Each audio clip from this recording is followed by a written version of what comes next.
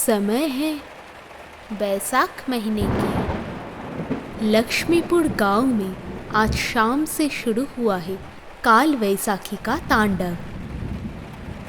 इसीलिए गांव के सभी लोग अपने अपने घर में हैं। डर के मारे कोई बाहर ही नहीं निकला। लेकिन गांव के एकदम अंत में रामू की दुकान में चाय पीने के वास्ते आकर फंस गए थे रतन और हाड़ू। आखिरकार ये काल बैसाखी का तूफान था। चारों ओर तहस नहस कर रहा था ये काल बैसाखी। दूसरी ओर थोड़ा बहुत बर्फ भी गिर रहा था। उसी वक्त कहीं बहुत ही नज़दीक बिजली आकर गिरी। तुरंत ही हाड़ू और रतन चौंक उठे। नहीं, मुझे नहीं लगता कि आज ये तूफान कम होने वाला है। मुझे भी वही लगता है। खैर 2 कप चाय दीजिए तो रामूदा। हाँ बनाने दिया हूँ। मुझे नहीं लगता कि आज दुकान में कोई आने वाला है। जल्दी जल्दी दुकान बंद करके चला जाऊँगा। इस तूफ़ानी मौसम में दुकान ज़्यादा देर तक खुला रखने का साहस नहीं होता मुझे। लगता है आज कानूदा नहीं आएंगे यहाँ पर। एकदम सही बोले आप। दादाजी नहीं आते ना तो यहाँ पर कुछ जमता ही नहीं है। अच्छा रामूदा, आज तो आपका काम कम है तो फिर आज एक कहानी सुनाइए ना। नहीं, मुझे कोई कहानी बहानी नहीं आता है, लेकिन कुछ सच्ची घटना है मेरे पास, अगर वो सुनना चाहते हो। रामू का बात खत्म होने से पहले ही हाड़ू बोलता है, सच्ची घटना? बोलिए बोलिए, आज तो बहुत मजा आएगा। ये मेरे साथ ही सच में हुआ था। तो फिर सुनो। ऐसे ही कोई तूफानी रात की बात है। ये 3-4 साल पहले की बात है। उस दिन सुबह मैं शहर गया था, वही व्यापार के लिए ही कुछ चीज़ें खरीदने।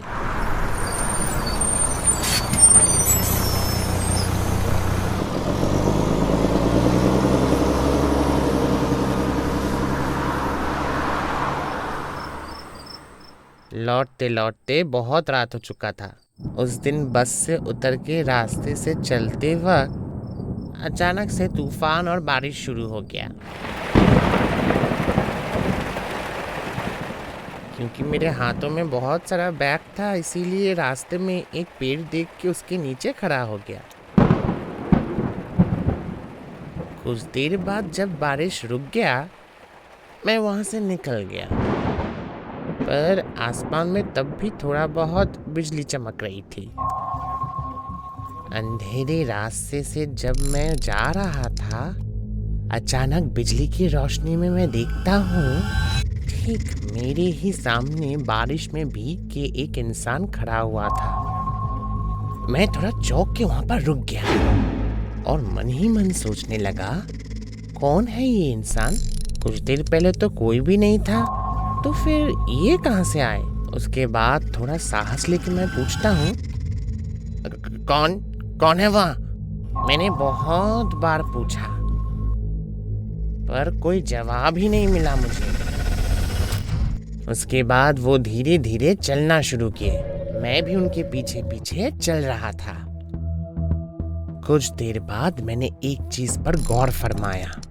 रास्ते से बहुत देर से चल रहा था, पर रास्ता किसी भी कीमत में खत्म ही नहीं हो रहा था। घूम फिर के बार बार एक ही रास्ते में पहुंच रहा था मैं। बहुत ही अनोखी बात थी ये। उसके बाद मुझे थोड़ा बहुत डर लगने लगा। वो आदमी तब भी मेरे सामने ही चल रहा था। मैं मन ही मन सोचने लगा, ये कैसे हो सकता है? तकरीबन 1 घंटे से मैं चल रहा था, पर बस स्टैंड से मेरे घर तक आने में बस 20 ही मिनट लगते थे। मैं डर के मारे तब रुक गया। मेरे रुकते ही वो इंसान भी रुक गया, पर दूसरी तरफ तब भी बारिश हो ही रहा था। अचानक से नजदीकी कहीं पर बिजली गिरी। मैंने एक बहुत ही भयानक चीज देखा। मेरे सामने जो आदमी खड़ा हुआ था, उनका पैर जमीन के साथ नहीं लगा हुआ था, जैसे हवा में तैर रहा था उनका पैर। वो नजारा देखकर मैं डर के मारे कांप उठा। आज जैसे तूफान के साथ बारिश हो रहा है ना, उस दिन भी ऐसे ही बहुत तूफान और बारिश हो रही थी। और ठीक उसी के बाद एक बहुत तेज बिजली गिरी कहीं, और उस रोशनी में मैंने जो देखा था वो आज भी मैं जब सोचता हूँ तो मेरा रोंगटे खड़े हो जाते हैं। रात में ठीक से सो भी नहीं पाता हूँ मैं। मैंने देखा था मेरे सामने खड़ा हुआ था एक नरकंकाल। उसकी आंखों से अंगारे बरस रही थी और एक शैतानी हंसी वो दे रहा था। उसकी हड्डियों की आवाज इतनी तेज थी कि मेरे कान खराब हो जाने को थे। अरे बाप रे, ये क्या चीज है? ये मैं क्या देख रहा हूँ? उसके बाद मैं देखता हूँ वो नरकंकाल अपना दोनों हाथ आगे बढ़ा के मुझे पकड़ने के लिए आ रहा था। मैं डर के मारे क्या करूँगा ये ना समझकर सारा बैग वहीं पे रख के वहां से दौड़ने लग गया।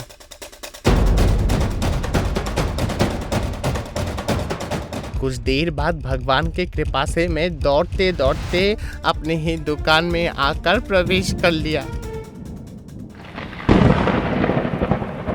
उसके बाद क्या हुआ? कौन था वो?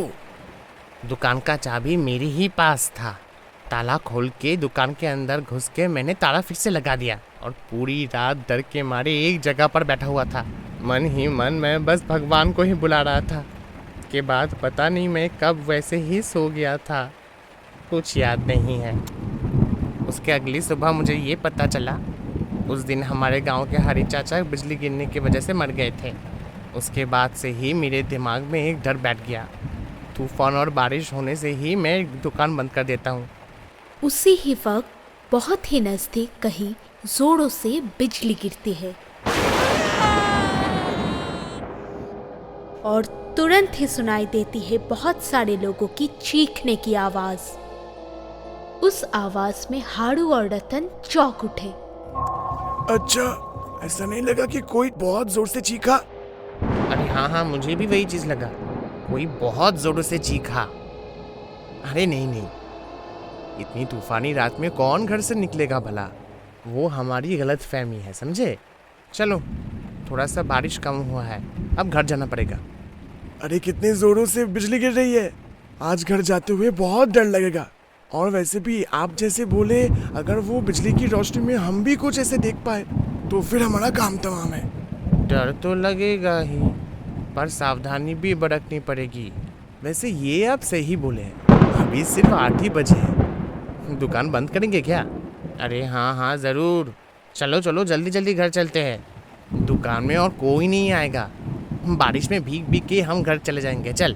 ये बोलकर वो दोनों वहीं पर ही खड़े होते हैं और दूसरी ओर कमरे के अंदर बैठी हुई है गांव के ही एक निवासी नाड़ू चाचा की पत्नी और उनके साथ एक छोटा सा बच्चा है। मम्मी पापा कब आएंगे? हाँ, तेरे पापा जो तब से घर से बाहर निकले और लौट के आने का नाम ही नहीं ले रहे हैं। ऐसे मौसम में कहाँ रह गए हैं वो पता ही नहीं। अचानक दरवाजे पे कोई खटखटाता है।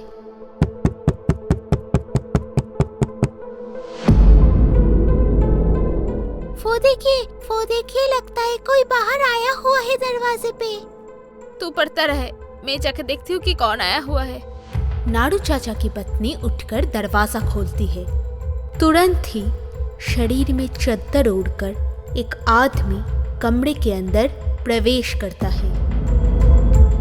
अरे आप बारिश में पूरा भीगते हुए आए हैं। पता है आपके बारे में हम लोग कब से बात कर रहे थे। नहीं, तुम लोगों को आखिरी बार देखने के लिए आया। क्या नब शनब पकड़े, आप ऐसे चद्दर ओढ़ के क्यों खड़े हुए हैं? खोलिए चादर खोलिए। आपका बेटा आपके लिए बिल्कुल पागल हो चुका है। बीवी की बात सुनकर नाड़ू बिस्तर में अपने बच्चे के पास जाकर बैठता है। बेटे, पढ़ाई लिखाई कर रहे हो? हाँ पापा, पर आप ऐसे चद्दर ओढ़ के क्यों खड़े हुए हैं? गर्मी नहीं लग रही है? हालांकि मौसम अभी बारिश का ही है। बस आखिरी बार तुम दोनों को देखने के लिए आया। पता नहीं क्या बोल रहे हैं आप। हटाइए ना अपना चद्दर, आपको तो अच्छे से देख ही नहीं पा रही हूँ। हटाइए हटाइए चद्दर हटाइए। मुझे देखेगा? रुक। यही बात बोलकर नाड़ू अपने शरीर से चद्दर हटा देता है और चद्दर के अंदर से बाहर आता है एक भयानक दृश्य। ऐसा लग रहा था कि आग में नाड़ू चाचा जल चुके हैं। नाड़ू के चेहरे का एक तरफ पूरा जला हुआ था। ये सब देखकर उसका बेटा जोरों से चीख उठता है। अपने बच्चे की चीख सुनकर उसकी माँ दौड़ कर आती है। क्या रे, क्या हुआ रे, क्या रे?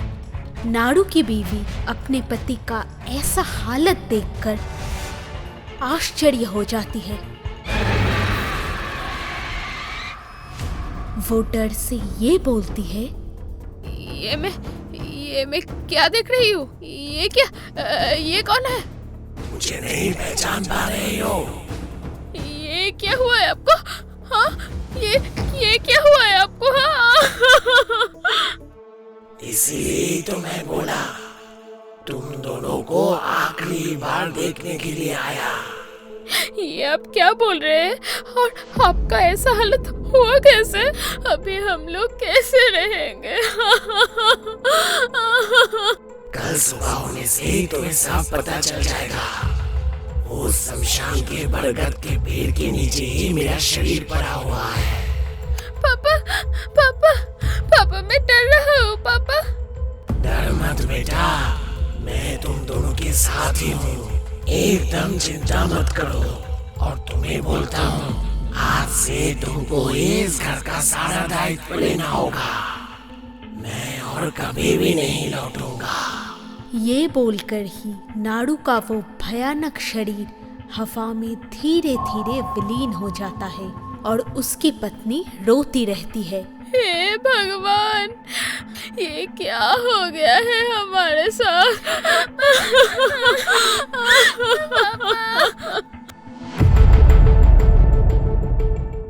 दूसरी ओर ये तीनों बारिश में भीगते भीगते घर लौट रहे थे।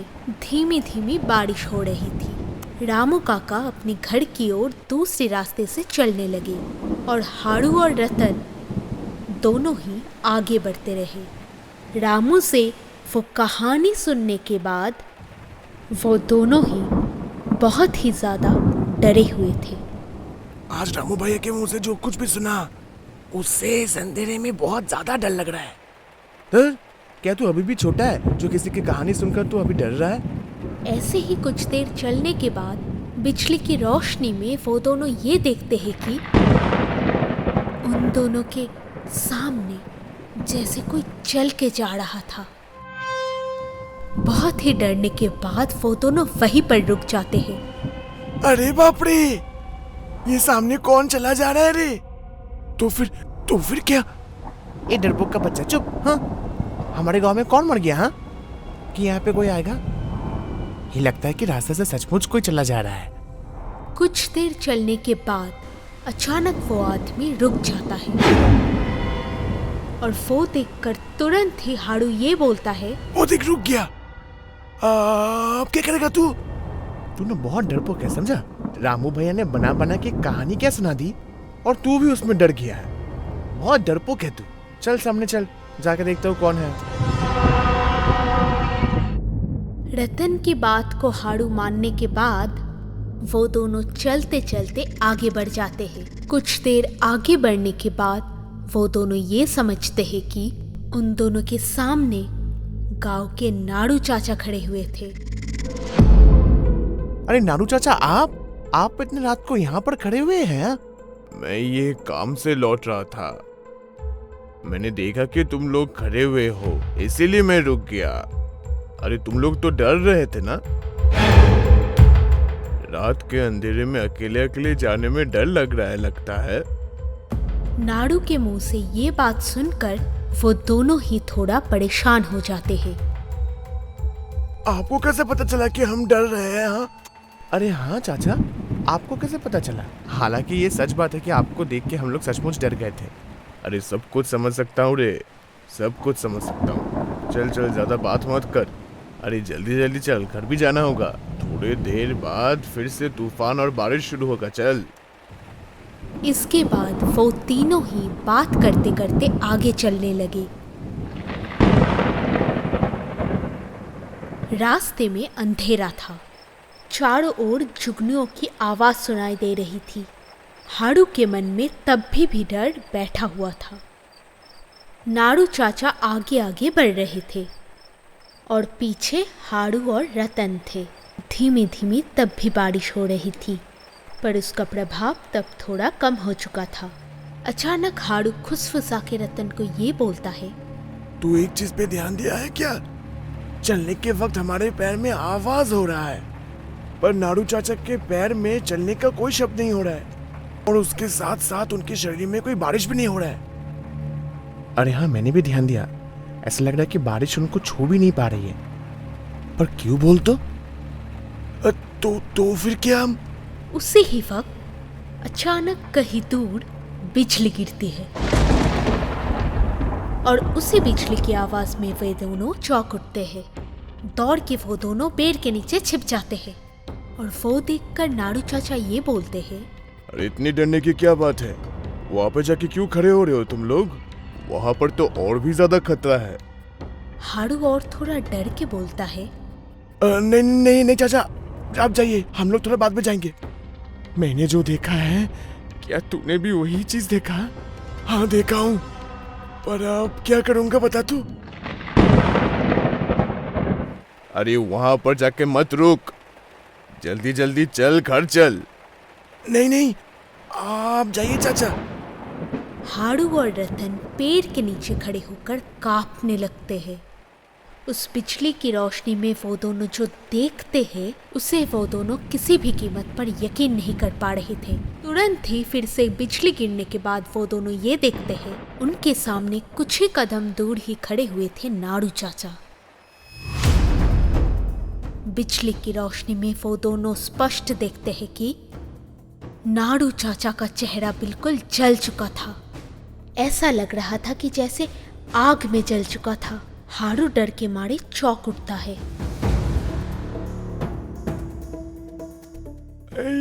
ये क्या? अब क्या होगा? अचानक से नाड़ू चाचा हाड़ू और रतन के दोनों हाथ को जकड़ लेता है। उनका हाथ बहुत ही ठंडा था। उसके बाद वे दोनों चीख उठते हैं। छोड़ दीजिए हमें, छोड़ दीजिए चाचा, हमने आपका क्या बिगाड़ा है? ये बिजली गिर रही है, इस वक्त तुम लोग पेड़ के नीचे मत रुको, चला वहां से। बहुत जोर से कड़कड़ करके कहीं नजदीक ही बिजली गिरती है। उसी बिजली की रोशनी में वो दोनों फिर से देखते हैं कि उन दोनों का हाथ पकड़ा हुआ था एक नर कंकाल। उस कंकाल के हाथों में कोई मांस नहीं था। वो दोनों डर के एक दूसरे को देखते हैं। चला वहां से।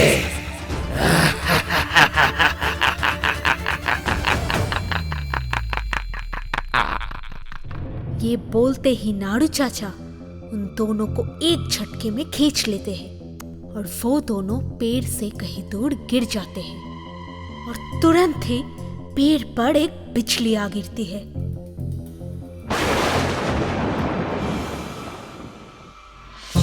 और अगर थोड़ा सा भी देर होता, वो दोनों ही उस बिजली की वजह से मारे जाते।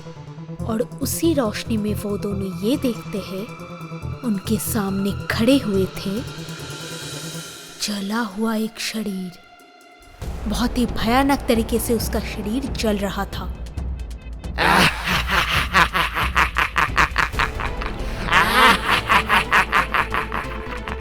ये सब देखकर वो दोनों डर के मारे दौड़ने लगते हैं जोरों से। दौड़ते दौड़ते वो दोनों हाड़ू के घर के सामने पहुंच जाते हैं। दोनों ही दौड़ के घर के अंदर घुसते हैं। वो दोनों चुप होकर घर के अंदर बैठे रहते हैं। हम लोग ये क्या देखे बोल तो? जो देखे हैं वो गलत नहीं देखे। एक जन गलत देख सकता है, पर दो जन नहीं। ये साफ साफ समझ में आ रहा था। वो एक प्रेत था। कितना भयानक था वो देखने में। मैं तो कुछ भी नहीं बोल पा रहा हूँ। अब क्या होगा बोल तो। पता नहीं क्या होगा, कुछ समझ में नहीं आ रहा है। तो फिर क्या नाड़ू चाचा? हाड़ू अचानक ये देखता है कि उनके खिड़की के बाहर कोई खड़ा हुआ है। वो देख, खिड़की के सामने लगता है कोई खड़ा हुआ है। कौन कौन है वहां पर? मैं हूँ रे, मैं नारू।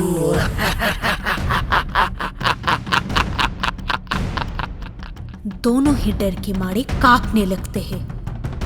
वो दोनों ये देखते हैं कि उनके सामने खड़े हुए थे नाड़ू चाचा का भयानक शरीर। उसके बाद अजीबोगरीब तरीके से घर के अंदर उपस्थित होते हैं नाड़ू चाचा। उनको देखकर वो दोनों और भी ज्यादा डर जाते हैं। अरे तुम लोग डर क्यों रहे हो? मैं तुम्हारा चाचा हूँ। मेरा शरीर शमशान के बरगद के पेड़ के नीचे पड़ा हुआ है, एकदम जलते हुए। तुम लोग पहचान भी नहीं पाओगे। हाड़ू थोड़ा साहस दिखाकर ये बोलता है, मतलब हमें कुछ समझ में नहीं आया चाचा। हाँ, हमें छोड़ दीजिए चाचा, हमने आपका कुछ नहीं बिगाड़ा है। डर मत। आज मैं काम से लौटते वक्त बहुत तूफान और बारिश शुरू हुआ था, इसलिए मैं उस शमशान के बरगद के पेड़ के नीचे आश्रय लिया था। एकदम शुरू में ही जो बिजली गिरी थी वो बरगद के पेड़ के ऊपर ही गिरी थी, और इसीलिए मेरा पूरा शरीर एकदम जल जाता है। ओह, उसका बहुत दर्द था, बहुत ज्यादा दर्द हो रहा था। कितना दर्दनाक मौत मुझे मिला है पता है? शरीर में मेरा प्राण था, पर आसपास कोई भी नहीं था जो मेरा सहायता कर सके। उस वक्त दर्द और दर्द को लेकर ही मैं उस वक्त तड़प तड़प के मर गया। हम लोग के पास क्यों? मतलब आप यहाँ पर क्यों हैं? हम लोग तो इसके लिए कुछ बार भी नहीं है। अगर मैं नहीं रहता तो फिर तुम लोग भी आज मेरे तरह ही भूत होकर घूमता रहता। तो फिर कल सुबह गांव के सभी को ये बोल देना कि वो मैं हूँ नाड़ू। नाड़ू को देखकर और उसका बात सुनकर हाड़ू और रतन डर के मारे बेहोश हो जाते हैं।